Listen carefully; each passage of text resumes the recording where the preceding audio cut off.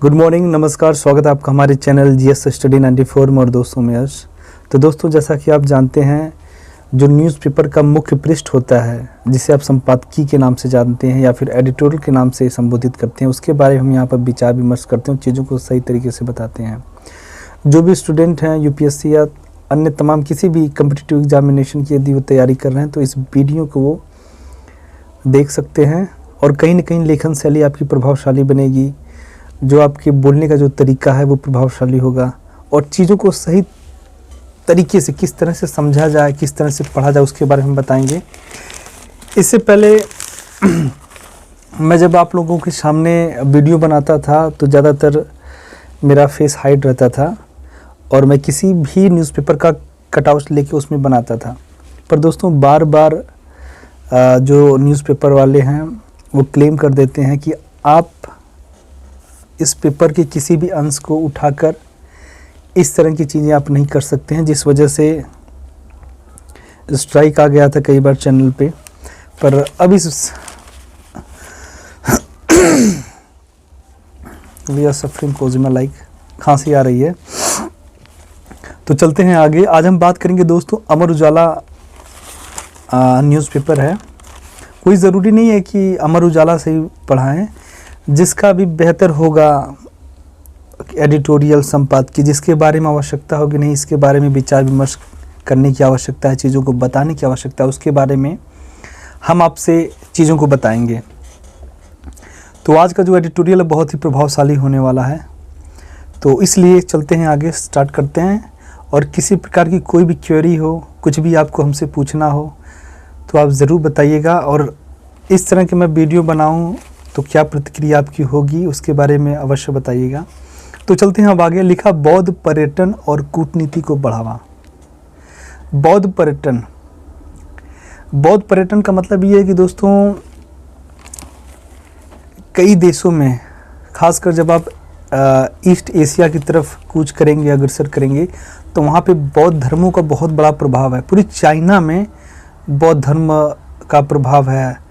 आप इधर जैसे ही आगे जाएंगे, जापान हो, कोरिया हो, ठीक है, कह तो रहे हैं जितने भी एशियाई पूर्व में देश हैं सब में बौद्ध पूरा हावी है। तो उससे रिलेटेड ये कह रहा बौद्ध पर्यटन का मतलब टूरिज्म हुआ। एक एक चीज़ों को समझें बारीकी से, तब समझ पाएंगे आप। कहने का मतलब ये बौद्ध जो धर्म है, यदि उसके पर्यटन को यहाँ बढ़ावा दिया जाए तो कैसा होगा। तो पहला जो भी कंटेंट है, जो भी सही है, बौद्ध पर्यटन और कूटनीति को बढ़ावा। अब देखिए, यहाँ पे दो शब्द बहुत ज़रूरी है, ध्यान सुनिएगा, बौद्ध पर्यटन और कूटनीति। तो कूटनीति की किस प्रकार से डिप्लोमेसी किया जाए कि बौद्ध धर्म के माध्यम से जो अन्य देश हैं, खासकर जो हमारे शत्रु देश हैं और जो हम पे हावी होते चले जा रहे हैं, हमारे कह सकते हैं नेशनल सिक्योरिटी को थ्रेट पहुंचा रहे हैं, हमारी जो ज्योग्राफी है, जो स्ट्रक्चर है हमारे देश का, आए दिन जिस प्रकार से अपना दावा ठोकते रहते हैं कि हमारा क्षेत्र है, हमारा राज्य है। अभी आपने देखा होगा कि चाइना के द्वारा जो बार बार ये कहा जा रहा है कि भैया ये अरुणाचल प्रदेश हमारा है और हिमाचल प्रदेश का कुछ हिस्सा हमारा है, सिक्किम का कुछ हिस्सा हमारा है, मतलब जहाँ तक हमारे जैसे लोग दिख रहे हैं वो हमारा है। तो बौद्ध पर्यटन के माध्यम से हम किस प्रकार से अपने वर्चस्व को आगे बढ़ा सकते हैं और चाइना जैसे देश और अन्य उन देशों को ये सबक सिखा सकते हैं। क्योंकि देखिए, जो दलाई लामा हैं, जो तिब्बत के धर्म गुरु हुआ करते थे, उनको किस प्रकार से वहाँ से विस्थापित होना पड़ा और इंडिया में काफ़ी लंबे समय से उन्हें संरक्षण दिया जा रहा है, सारी चीज़ें दी जा रही हैं। तो एक तरह से जो पूरी दुनिया के सामने ये बातें जा रही है, तो भारत का वैसे भी कीर्तिमान बढ़ने वाला है। और जिन देशों में लोग बौद्ध धर्म को कह सकते हैं इम्पोर्टेंट देते हैं या फिर मानने वाले हैं, उनके नज़रों में भारत जैसे देश की इज्जत और भी बढ़ेगी। ठीक है, लोग सकारात्मक दृष्टिकोण अपनाएंगे। तो चलते हैं आगे, देखते हैं। यहाँ पे लिखा, आगामी 25 दिसंबर से शुरू होने वाले तिब्बती आध्यात्मिक नेता दलाई लामा की 1 महीने लंबी यात्रा से पहले दुनिया भर से हजारों बौद्ध तीर्थयात्री पवित्र शहर बोध गया पहुंचने लगे हैं। पहले बता दें कि 25 दिसंबर से एक जो है कि बौद्धिस्ट जो हैं, बौद्ध धर्म के अनुयायी हैं, चाहे धर्मगुरु हैं, ठीक है, वे काफ़ी संख्या में बोध गया पहुंच रहे हैं, क्योंकि उनका एक सेमिनार होने वाला है धर्म के ऊपर, बौद्ध धर्म के ऊपर एक बहुत बड़ा डिबेट होने वाला आपस में, ठीक है। अधिकांश तीर्थयात्री दक्षिण पूर्व और पूर्वी एशिया से हैं, जहां बौद्ध धर्म प्रमुख धर्म है। देखिए, वही मैं बता रहा था कि जिन देशों में बौद्ध धर्म है, उन देशों से लोग एक बड़ी संख्या में भारत जैसे देश के बोध गया में लोग कूच कर रहे हैं। अब इसमें देखिए कई प्रकार का फ़ायदा है। जब इतने बड़े संख्या में बौद्धिस्ट आएंगे तो हमारे देश का रेवेन्यू बढ़ेगा, टूरिज़्म बढ़ेगा। अन्यथा दोस्तों मैं बता दूं, कोविड के बाद की जो स्थिति बोध गया में है, इक्के दुक्के जो है टूरिस्ट आते हैं और कई होटल तो बंद हो गए, क्योंकि देखिए जब टूरिस्ट नहीं आएंगे तो वहाँ टूरिज़्म का विकास नहीं होगा, तो उस क्षेत्र विशेष का जो है विकास नहीं होगा। पूरे स्विट्ज़रलैंड का जानते हैं विकास क्यों है? कुछ लोग जानते हो कि भैया स्विस बैंक है, इसलिए जो अवैध तरीके से धन अर्जित करते हैं लोग वहाँ पे स्विट्ज़र बैंक में डाल देते हैं। ये तो ठीक है जो भी है, पर जो सबसे बड़ा जो कारण है स्विट्ज़रलैंड का इतना विकसित होना, इतना आगे बढ़ना, वहाँ का टूरिज़्म है।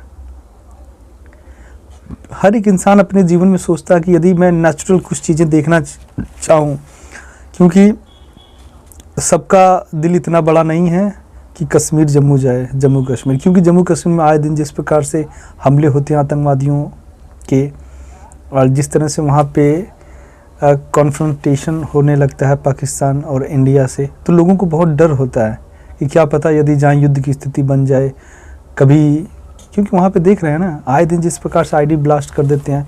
जब जम्मू कश्मीर के अंदर सेना सुरक्षित नहीं है तो टूरिस्ट कहाँ से सुरक्षित होगा? तो ठीक है, लेकिन भारत में 9 बौद्धों की संख्या भी बढ़ते हुए देखी जा सकती है। इसके अलावा पश्चिम में कुछ नए लोग भी बौद्ध बन गए हैं। पश्चिम की बात यहाँ आप कर सकते हैं, जो डेवलप्ड कंट्री हैं जैसे अमेरिका हुआ, ठीक है, तो वहाँ पे भी कहा जा रहा है कि वहाँ के लोग भी कुछ ऐसे हैं जो पूरी तरह से बौद्ध बन गए हैं। तो इसका बहुत बड़ा प्रभाव है। पूरी दुनिया में जितने लोग अनुयायी हैं, धार्मिक गुरु हैं, जो बौद्ध धर्म से ताल्लुकात रखते हैं, वे सारे आएंगे भारत में।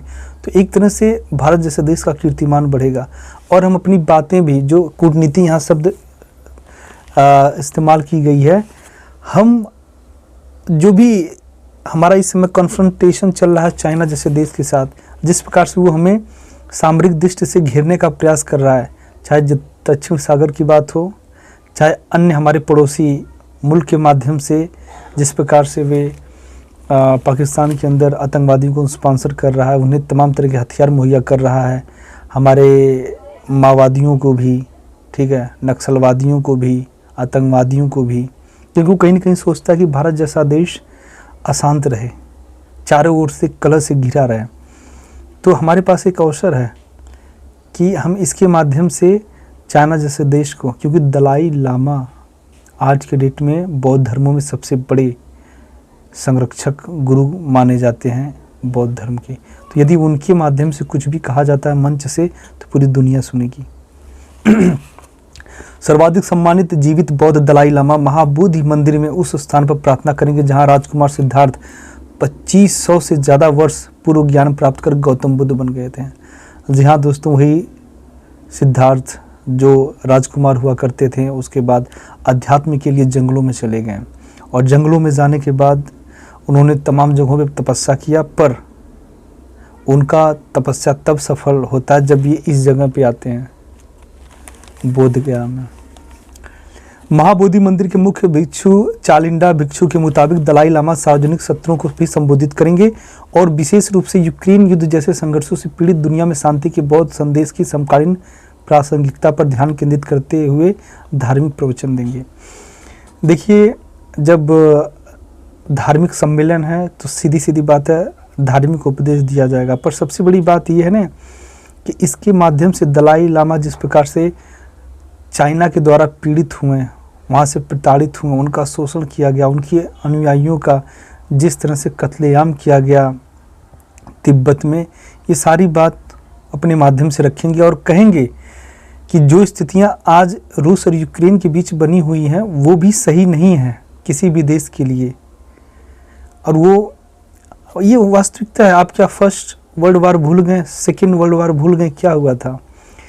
इन 2 विश्व युद्धों में इतने लोग मरे थे, इतनी व्यवस्थाएं अस्त व्यस्त हो गई, फिर भी कुछ ऐसे भी देश हैं जो अपने आप को शक्तिशाली कहलाने के लिए, मनवाने के लिए किस प्रकार से एक दूसरे के साथ युद्ध करने के लिए उत्साहित हैं। आप देख सकते हैं एक लंबा समय हो उठा है इन दोनों देशों के बीच और कई ट्रिलियन डॉलर खत्म हो चुका है। इतना पैसा अनुकूल ख़त्म कर दिया गया ना। यदि यही दोनों देश अपने विकास के लिए, मानव जाति के विकास के लिए यदि ये पैसा लगाते तो आज ये हाल नहीं होता। क्या कारण है कि कोविड-19 जैसी वायरस बीमारी ने पूरी दुनिया को झकझोर के रख दिया। पहली बार ऐसा हुआ था कि पृथ्वी को लॉकडाउन कर दिया गया था, कुछ समय के लिए बंद कर दिया गया था। यही कारण है क्योंकि इंसानों ने ज़्यादातर समय एक दूसरे के नुकसान को लिए बनाया कि एक देश के ऊपर दूसरा देश कैसे विजित करेगा, कैसे जीतेगा, उसके लिए हमें किस प्रकार के हथियारों की आवश्यकता होगी, किस तरह से युद्ध किया जाए, कौन से हथियार बम बना दिया जाए। ये कभी उन्होंने नहीं सोचा। नहीं किसी को तमाम तरह की भयानक बीमारियाँ, चाहे न्यूरो से स्टार्ट हो, चाहे स्किन से स्टार्ट हो, चाहे लीवर, किडनी, फेफड़ा, कैंसर जैसी भयानक बीमारियाँ, अरे उनके ट्रीटमेंट के लिए आप कुछ अलग चीज़ बनाइए जिससे मानव जाति का विकास हो, मानव जाति आगे बढ़े। पर नहीं, ऐसी चीज़ों के लिए नहीं। एजुकेशन के ऊपर पैसा नहीं खर्च करेंगे, क्यों करेंगे? और याद रखिएगा, इतना खर्च, इतना नरसंहार होने के बाद भी एक समय आएगा जब रूस और यूक्रेन एक साथ बैठ के आपसी बातचीत के माध्यम से ये युद्ध खत्म करेंगे, ये विवाद खत्म करेंगे। तो ये पहले क्यों नहीं कर सकते थे? तो ये सारी चीज़ों को मैं सार बता रहा हूँ, कोई ज़रूरी नहीं है, क्योंकि आप इसे पढ़ेंगे तो हो सकता है आप इन सारी चीज़ों को आप स्मरण न कर पाएँ, पर आपको एक आइडियोलॉजी क्रिएट करना पड़ेगा, एक विचार बनाना पड़ेगा। क्योंकि जो सार होता है, जो एडिटोरियल होता है ना, एडिटोरियल में अलग से आपको कुछ अंदर डालना पड़ता है, तब जाके वो चीज़ें अलग बनती हैं। ठीक है। भारत सरकार ने विश्व बैंक के वित्त पोषण से बोधगया के चारों ओर एक बौद्ध पर्यटक सर्किट विकसित करने की महत्वाकांक्षी योजना बनाई है। इसके पूरा होने पर हर साल अरबों डॉलर का कारोबार पैदा होने की संभावना है। अब देखिए, अब भारत सरकार भी इस क्षेत्र विशेष की प्रमुखता को जान गई है कि यदि इस जगह को कॉरिडोर में बदल दिया जाए तो किस प्रकार से हमें रेवेन्यू जनरेट होने लगेगा और बोधगया से के अगल बगल जितने भी लोग हैं सबको रोजगार मिलेगा और भारत जैसे देश का कीर्तिमान बढ़ेगा। बोधगया में दलाई लामा की महीने भर की उपलब्धि के साथ भारत सरकार द्वारा G20 के अध्यक्ष के रूप में अपनी शांति कूटनीति को बढ़ाने की संभावना। कोलकाता थिंक टैंक में एशियाई अध्ययन के पूर्व फेलो मृणाल चकमा, जो बौद्ध तीर्थयात्रियों के लिए अनुकूलित सर्किट टूर की पेशकश करते हुए बुद्ध भूमि परिक्रमा चलाते हैं, कहते हैं कि यह चीन को खुश नहीं करेगा, जिसके ताइवान पर जबरन कब्जा करने की धमकी की उसी तरह अंतर्राष्ट्रीय स्तर पर आलोचना हुई है। तो देख सकते हैं मृणाल चकमा है, वो भी किस प्रकार से कहे हैं कि जिस प्रकार से यहाँ पे बौद्ध धर्मों का आयोजन हो रहा है, कहीं ना कहीं चाइना जैसे देश को बहुत ही पीड़ा पहुँचेगी। और पीड़ा पहुँचना मित्रों स्वाभाविक भी है, क्योंकि चाइना जैसा देश दिन प्रतिदिन जिस तरह से वो अन्य देशों के ऊपर अपना अधिकार बताने में पीछे नहीं हट रहा, इस वजह से एशिया महाद्वीप में यदि कभी भविष्य में गतिरोध हुआ, अन्य देशों के बीच में कोई विवाद हुआ, युद्ध हुआ, तो उसका कारण, उसका जिम्मेदार चाइना जैसे देश होगा। क्योंकि ये जो उकसाने की नीति अपना चुका है ना, कई देशों को तो पूरी तरह से एशिया में कर्जदार बना दिया, उसी के टुकड़ों पे जी रहे हैं। हम्बनटोटा जो श्रीलंका के द्वीप था, देखे होंगे, पहले श्रीलंका जैसे देश को कर्ज दिया, उसके बाद उसको उखाड़ दिया, और हम्बनटोटा को 100 साल के लीज के लिए दे दिया। 100 साल के बाद जब उतना डेवलपमेंट कर लेगा तो वो अपना अधिकार भी जमा सकता है। तो ये सारी चीज़ें लोगों को कब समझ में आएगी। अब देखिए ताइवान के पीछे पड़ा हुआ है। ताइवान के जो वहाँ के नागरिक वो कह रहे हैं कि हम स्वतंत्र हैं, हम ताइवानी हैं, हमें अधिकार है अपना देश, अपनी सरकार चुनने का। पर वो कह रहा ना, ये हमारा ही है, हम तो बस ऐसे दिए हैं। तो जो हम 21वीं सदी में जी रहे हैं, पर जिन मानसिकता को हमें जबरन थोपने का प्रयास एक विचारधारा के माध्यम से की जा रही है, हम जब तक उसका खुलकर विरोध नहीं करेंगे और अंतर्राष्ट्रीय जगत में इस चीज़ को नहीं रखेंगे, तब तक इससे मुक्ति मिलने वाली नहीं है। क्योंकि जिस प्रकार से ये दमन की नीति अपनाता है, बता दें, कभी आप पढ़िएगा, दलाई लामा के द्वारा किताब लिखी गई है, याद नहीं आ रहा, मैं आपको बाद में रिकॉल कर दूंगा। उस किताब में लिखा गया है कि छोटे छोटे बच्चों, औरतों, जो भी डिमॉन्स्ट्रेटर थे, जो भी आंदोलनकारी थे, किसी को उसने नहीं छोड़ा। हालांकि वो भी, उस देश में भी बौद्ध धर्म को अपनाया गया है, बौद्ध धर्म के बारे में लोग मानते हैं, पर उसने किसी को भी नहीं छोड़ा, सबको कटवा दिया, मरवा दिया, फेंकवा दिया, तब जाके वहाँ पे अपना अधिकार कर लिया।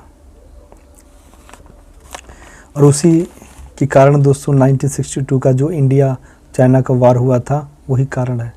तिब्बत के लिए जिस तरह से हमारे देश के नौजवानों ने, हमारे देश के सेना ने खून बहाया, हमारे बहुत सारे संसाधन तबाह हुए, बहुत सारे पैसे लगे। हमें नहीं भूलना चाहिए इस चीज़ को कि चाइना जैसा देश व्यापारी है, व्यापारी जैसे होते हैं ना, वो कभी किसी के हित के बारे में नहीं सोच सकता, कभी किसी का मित्र नहीं बन सकता। वो हमेशा अपने फिराक में अपने फ़ायदे के बारे में सोचता है। भारत के पूर्वोत्तर से ताल्लुक़ रखने वाले बौद्ध चकमा का कहना है कि जुलाई में दलाई लामा के 40 दिन के बौद्ध बहुल क्षेत्र लद्दाख की यात्रा से चीन पहले ही चिढ़ा हुआ है, जहां 2 साल पहले भारतीय और चीनी सैनिकों के बीच हिंसक झड़प हुई थी, जिसमें दर्जनों लोग हताहत हुए थे। 2 साल पहले आपने देखा होगा कि अवैध तरीके से एक चौकी का निर्माण कर रहा था चाइना, चीन जैसा देश, और वहाँ के कह सकते हैं चाइना जैसा देश अपने सेनाओं के द्वारा वहाँ निर्माण करा रहा था। उसके बाद भारतीय सेना जाती है, उसमें हस्तक्षेप करती है और उस कार्य को रोकने के लिए मना करती है, पर वो मानने से इनकार करता है और झड़प होती है, कई लोग मारे गए। हालांकि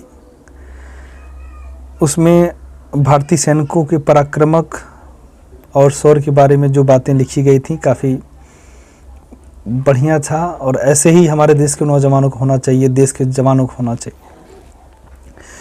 तो उसी समय जो है दलाई लामा को थोड़ा भ्रमण के लिए लद्दाख घुमा दिया गया था। उसके बाद चीन जैसा देश एकदम आग बबूला हो गया कि क्या कारण है आखिर।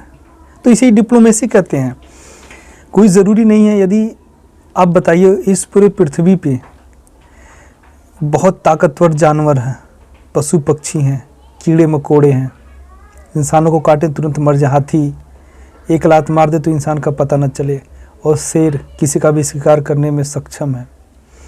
पर दोस्तों, हम जब चाहें एक चाबुक से सर्कस में हम नचाए हैं, दुनिया देखी है कैसे, ब्रेन से, दिमाग से।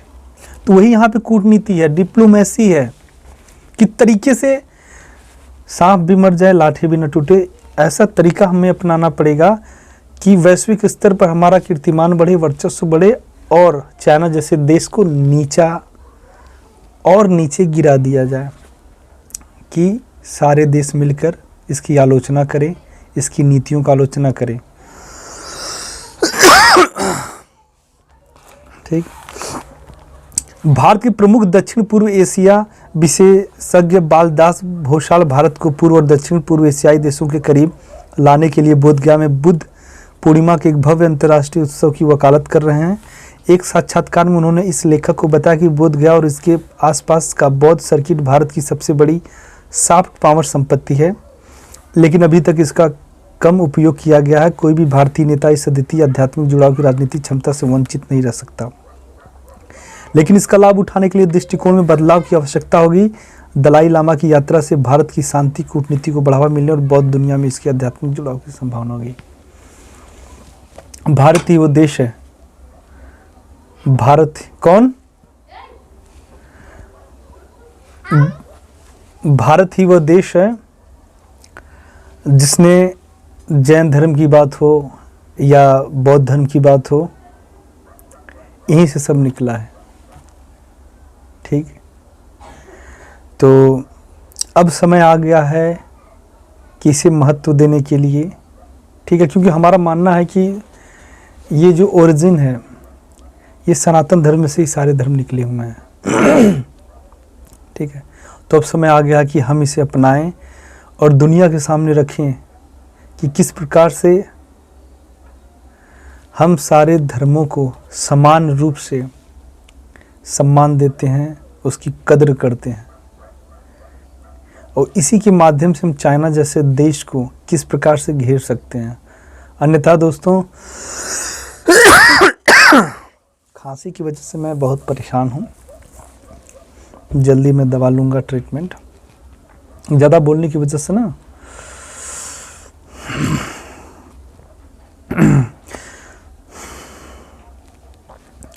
देखिए यहाँ पे लिखा है, बोध गया अंतर्राष्ट्रीय हवाई अड्डे के अधिकारी कहते हैं कि हर रोज तीर्थयात्रियों से भरे 5 से 6 विमान यहाँ उतरते हैं, जिनमें अधिकांश चार्टर्ड विमान हैं। दलाई लामा की यात्रा तक इनकी संख्या और बढ़ने की उम्मीद है। पूर्व और दक्षिण पूर्व एशिया से बड़ी संख्या में तीर्थयात्रियों के आगमन के साथ घरेलू एयरलाइंस बोधगया से फिर उड़ान शुरू कर देंगे। तो आप देख सकते हैं कि मैं कह रहा हूँ ना, जब कभी भी बौद्धिस्ट यहाँ पे आएंगे घूमने के लिए दूसरे देशों से, तो उनका जो उद्देश्य होगा कि भारत की प्रत्येक जगहों का भ्रमण करें, जहाँ जहाँ पे भी बौद्धिक चीज़ें हैं, बौद्धिक संपदा है, बौद्धिक तीर्थ स्थल हैं, उस सारे जगहों पर जाकर चीज़ों को बारीकी से देखें, उन्हें पढ़ें, उनके बारे में जानें। तो अवसर हमें यह नहीं गंवाना चाहिए। भारत जैसे देश को, मान लीजिए जो भी आप हिंदू धर्म के लिए कर रहे हैं, तमाम तरह के कॉरिडोर बना रहे हैं, जो भी पुराने और जर्जर तीर्थ स्थल थे उनकी मरम्मत करवा रहे हैं, वहाँ पे तमाम तरह की अन्य सुख सुविधाएं मुहैया करा रहे हैं वहाँ के तीर्थयात्रियों को। अब अवसर आ गया हमें कि बाहरी देशों के जो तीर्थयात्री हैं, बौद्धिस्ट हैं, उनको हमारे देश में कैसे लाने के लिए प्रेरित करें, उससे पहले सबसे पहले वही करना पड़ेगा। क्योंकि यदि बौद्धिस्टों के लिए सबसे पवित्र कोई जगह है तो हमारा भारत जैसा देश है, क्योंकि यहीं से उद्गम हुआ है बौद्ध धर्म। सारनाथ, बोधगया, पालिनी, ऐसी ऐसी जगह है ना जहाँ पे बौद्धिस्ट पूरी श्रद्धा और ईमानदारी के साथ जाना चाहेंगे, उसके बारे में जानेंगे। और बता दें मित्रों आपको एक चीज़,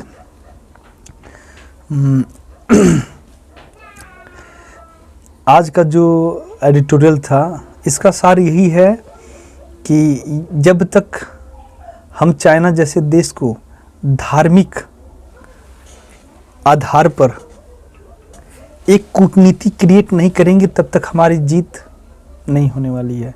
क्योंकि जब दलाई लामा दुनिया के सामने कोई बात कहता है तो पूरी दुनिया उसको सुनती है। यदि उसे एक अच्छा एक मंच मुहैया करा दिया जाए तो पूरी दुनिया सुनेगी। और इसके बाद चाइना जैसा देश इतना गुस्से में आ जाएगा, उसे पता हो जाएगा कि कहीं न कहीं हमारी चीज़ों को क्रिटिसाइज़ किया जा रहा है। और पूरी दुनिया के सामने जब ये बातें रखी जाएंगी कि मानवाधिकार का कितना खुले आम नंगा नाच नचवाया था चाइना जैसा देश, और आज भी लगा हुआ है कई देशों के साथ, तो क्या जाएगा। तो आज के लिए इतना ही। नमस्कार, धन्यवाद। आप ज़रूर बताइएगा कमेंट बॉक्स में कि मेरा वीडियो कैसा लगा और क्या इस तरह के वीडियो मैं डेली अपलोड करता रहूं। तो किसी विषय के बारे में कोई भी क्वेरी हो तो ज़रूर बताइएगा। पहला वीडियो मेरा था। नमस्कार, धन्यवाद।